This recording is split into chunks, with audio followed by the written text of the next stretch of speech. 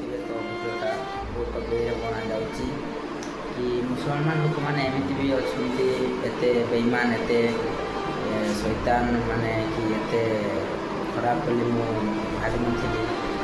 ଜାଣିଥିଲି ମୁସଲମାନ ଲୋକ ଅଛନ୍ତି ବଟ୍ ଏତେ ଖରାପ ଏତେ ଚୁଟିଆ ବୋଲି ଗାଇଛି ଭାବିନଥିଲି ସ୍ୱପ୍ନ ସୁଦ୍ଧା ଭାବିନଥିଲି। ବଟ୍ ଏମିତି କହିବାର କାରଣ ହେଉଛି କି ସଡନ୍ଲି ମୁଁ କାଲି ସକାଳେ ଭିଡ଼ିଓଟା ଦେଖିଲି ମାନେ ଗୋଟେ ନ୍ୟୁଜ୍ ଦେଖିଲି କି ଜାମ୍ମୁ କାଶ୍ମୀରରେ ଜାମ୍ମୁ କାଶ୍ମୀରରେ 28 ଜଣଙ୍କୁ ଗୁଳି କରିଦେଇଛନ୍ତି। ମାନେ ଫାଷ୍ଟ ମାନେ କି ଗୋଟେ କ'ଣ ଗୋଟେ ଏତେ ନ୍ୟୁଜ୍ଟା ଭଲକି ଦେଖିନି ମାନେ ଅଳ୍ପ କିଛି ଦେଖିଥିଲି ବଟ୍ ବହୁତ ଦୁଃଖ ଲାଗିଲା ଏମିତି ନ୍ୟୁଜ୍ ଶୁଣିକି ମାନେ କାନରୁ କାନ ପୁରା ଶୁଣତେ ଇଚ୍ଛା ହେଲା ନାହିଁ ମାନେ ଦେଖତେ ହିଁ ମନ ହେଲା ନାହିଁ। ପେହେଲଗାମ ବୋଲି ଗୋଟେ ଏମିତି ଜାଗା ଥିଲା ବୋଧେ କିଛି ଲୋକ ମାନେ ବୁଲତେ ଯାଇଥିଲେ ଏମିତି ଏଣ୍ଟରଟେନମେଣ୍ଟ କରତେ ଯାଇଥିଲେ ତ ସଡନ୍ଲି ଆସିକି କିଛି ଆତଙ୍କବାଦୀ ତ ସେମାନଙ୍କୁ ଫାଷ୍ଟ ପଚାରିଲେ ମାନେ ହିନ୍ଦୁ ଧର୍ମ ବୋଲି ସେମାନଙ୍କୁ ମାରି ଦିଆଗଲା। ତ ଏହାର ମାନେ କି ଦୁନିଆରେ ମାନେ କୌଣସି ଜାଗାକୁ ହିନ୍ଦୁ ଲୋକ ଯାଇପାରିବେ ନାହିଁ। ବଟ୍ ମୁଁ ତ ଗାଇଛି ଆପଣମାନଙ୍କୁ କହିଦେଉଛି ଯେ କି ମୁଁ ଗୋଟେ ଛୋଟ ୟୁଟ୍ୟୁବର୍ କିଛି ଦିନ ହେଲା ଗୋଟେ ୟୁଟ୍ୟୁବ୍ ଚ୍ୟାନେଲ୍ ବନେଇଛି ବ୍ଲଗ୍ ସିଦ୍ଧାନ୍ତ। ବଟ୍ ଏଇ ଭିଡ଼ିଓଟା ବନେଇବାର ମୋର କିଛି ଉଦ୍ଦେଶ୍ୟ ନଥିଲା। ଯେତେ ଭିଡ଼ିଓଟି ମୋର ଦେଖୁଛନ୍ତି ତ ଆପଣମାନେ ନିହାତି ଭାବେ କମେଣ୍ଟ କରିବେ। ମୁଁ ବନେଇତେ ଡର ତ ଲାଗୁଥିଲା ବଟ୍ ଲୋକମାନେ ବଡ଼ ୟୁଟ୍ୟୁବର୍ ମାନେ କିଛି ବନଉନାହାନ୍ତି ତ କିଛି ସେମାନେ କିଛି କହୁନାହାନ୍ତି ତୁ କ'ଣ ପାଇଁ ବନଉଛୁ ଏମିତି କିଛି କହିକି ନାହିଁ ମୁଁ ଜାଣିନି ଫାଷ୍ଟ କଥା ବି ବନଉଛି କାରଣ ମୁଁ ଆଉ ଦେଖିକି ମାନେ ଏତେ ରାଗ ଲାଗିଲା ମାନେ କ'ଣ କହିବି।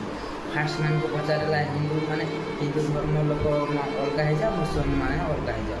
ତ ଯିଏ ହିନ୍ଦୁ କହିଲା ତାଙ୍କୁ ଗୁଳି କରିଦେଲେ ଆଉ ଯିଏ ମୁସଲମାନ କହିଲା ତାଙ୍କୁ ଚେକ୍ ମଧ୍ୟ କରୁଥିଲେ। ଯେମିତି ମାନେ ତା ଭିତରୁ ଗୋଟେ ଗାଇଜ ମାନେ କି ଗୋଟେ ପରିବାର ଯାଇଥିଲା ଆଉ ମାନେ କି ଗୋଟେ ଯାଇଥିଲା ମାନେ ତା ସ୍ୱାମୀ ମାରିଦେଲେ ସ୍ତ୍ରୀ କାନ୍ଦୁଛି ପାଖରେ ବସି ସ୍ତ୍ରୀ କହୁଛି ଛାଡ଼ିଦିଅ କ'ଣ କହିବି ଗାଇଜ ମୁଁ ନିଜେ ବି ବୁଝିପାରୁନି। ମାନେ ଭିଡ଼ିଓଟାକୁ ଦେଖିକି ଏତେ ଖରାପ ଲାଗିଲା ମୋତେ ମୁଁ ସମ୍ଭାଳି ପାରିଲିନି ସମ୍ଭାଳି ପାରିଲିନି ନିଜକୁ ଭିଡ଼ିଓଟା ମୁଁ ବନେଇଲି। ତ ଆପଣମାନେ ଯେତେ ବି ଦେଖୁଛନ୍ତି ତ ଫାଷ୍ଟ ଥର ଆପଣଙ୍କୁ କହିଦେଉଛି ମୁଁ ଏଇ କିଛି ଦିନ ହେଲା ଗୋଟେ ୟୁଟ୍ୟୁବ୍ ଚ୍ୟାନେଲ୍ ବନେଇଛି ମାନେ କ୍ରିଏଟ୍ କରିଛି ଯାହାର ନାମ ବ୍ଲଗ୍ ସିଦ୍ଧାନ୍ତ। ତ ମୋର ଏମିତି ଭିଡ଼ିଓଟା ବନେଇବାର ଉଦ୍ଦେଶ୍ୟ କିଛି ନଥିଲା। ତ ଦୁଃଖ ତ ଲାଗୁଛି ବଟ୍ ଏମିତି ମାନେ ବହୁତ ଖରାପ ହେଇଛି ଆମ ଭାରତୀୟମାନଙ୍କ ସହିତ ମାନେ ଆମ ଦେଶର ଲୋକ ତ ମାନେ ହିନ୍ଦୁ ଧର୍ମ ବୋଲି ଆଉ ମାରି ଦିଆଗଲା ସେମାନଙ୍କୁ। ମାନେ ହିନ୍ଦୁ ଧର୍ମ ଲୋକ କୌଣସି କଣ୍ଟ୍ରି କି କୌଣସି ଷ୍ଟେଟ୍କୁ ଯାଇପାରିବେନି ଏହାର କିଛି ନିୟମ ଅଛି। ତାଙ୍କ ଯଦି ପାକିସ୍ତାନ ବାଲା ଆଉ ମୁସଲମାନ ମାନେ ଆସିକି ଆମ ଦେଶରେ ରହୁଛନ୍ତି ତ ଆମେ ସେମାନଙ୍କୁ ମାରିଦେଉଛୁ ଆମ ଭାରତୀୟମାନେ କିଛି ଆମକୁ ମାରୁଛି ଆମ ସରକାର କିଛି କହୁଛି ନାଇଁ ନା। ତ ଏମିତି କରିବାଟା କ'ଣ ଠିକ୍ ଆପଣମାନେ କୁହନ୍ତୁ। ଏମିତି କହିବାଟା ଠିକ୍ କି ଆପଣମାନେ କୁହନ୍ତୁ।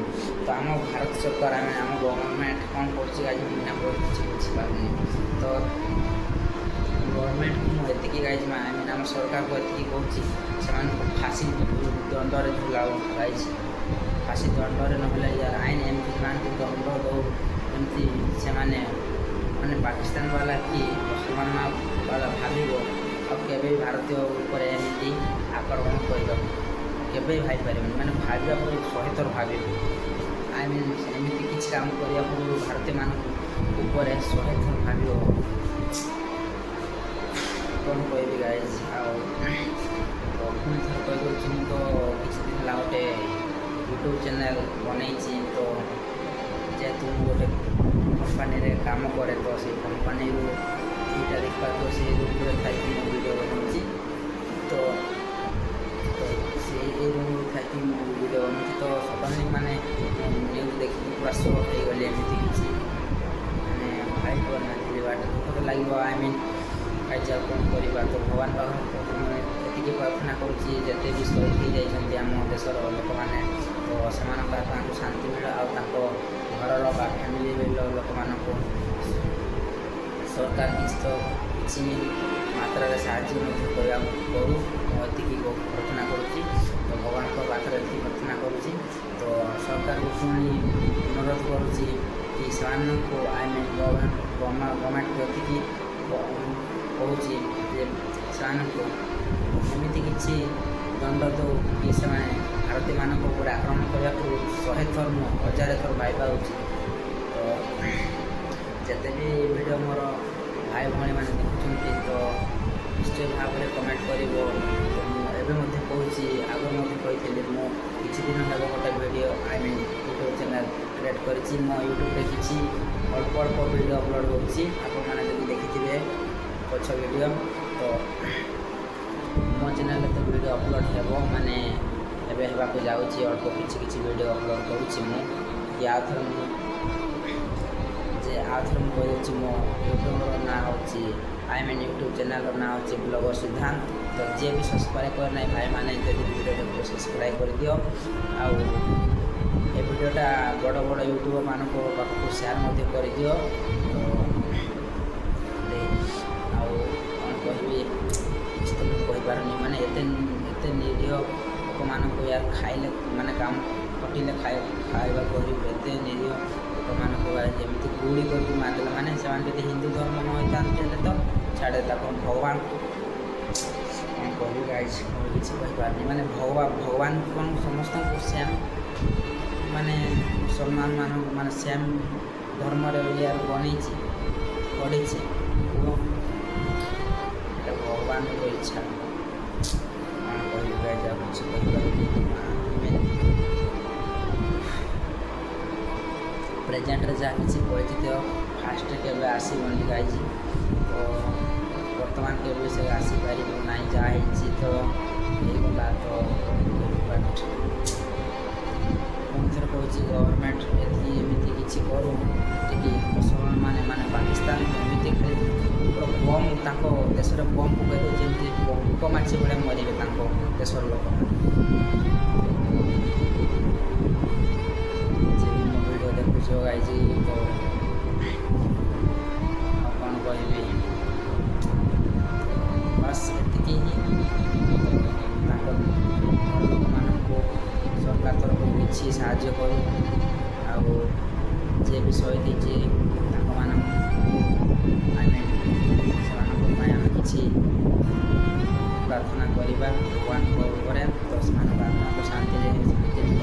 ତ ଏତିକି ହିଁ। ଆଉ ମୋ ଚ୍ୟାନେଲ୍ ଯଦି ସବସ୍କ୍ରାଇବ୍ କରିନାହାନ୍ତି ସବସ୍କ୍ରାଇବ୍ ମଧ୍ୟ କରିଦେବେ। ଆଉ ଏ ଭିଡ଼ିଓଟା ଯଦି ମୁଁ ବନେଇକି ଭୁଲ କରିଛି ତ ଆପଣମାନେ ମୋତେ ଖରାପ କହିପାରନ୍ତି। ବଟ୍ ମୋତେ ବହୁତ ଦୁଃଖ ଲାଗିଲା। ତ ସେଥିପାଇଁ ମୁଁ ଭିଡ଼ିଓଟା ବନାଉଛି। ସେ ବି ରାତିରେ ବନେଇଛି, ବାସ୍ ଏତିକି, ଆଉ କିଛି ନାହିଁ। ତ ମୁଁ କହୁଛି, ସରକାରଙ୍କୁ ଅନୁରୋଧ କରୁଛି ସେମାନଙ୍କୁ କଠୋର ଦଣ୍ଡ ଦେଉ। ଆଉ ତାଙ୍କ ଘର ଲୋକ ଯିଏ ଶହୀଦ ହେଇଛି ତାଙ୍କ ଘର ଲୋକମାନଙ୍କୁ କିଛିଟା ସାହାଯ୍ୟ କରୁ। ବାସ୍ ଏତିକି ମୋର ଅନୁରୋଧ। ଜୟ ଜଗନ୍ନାଥ।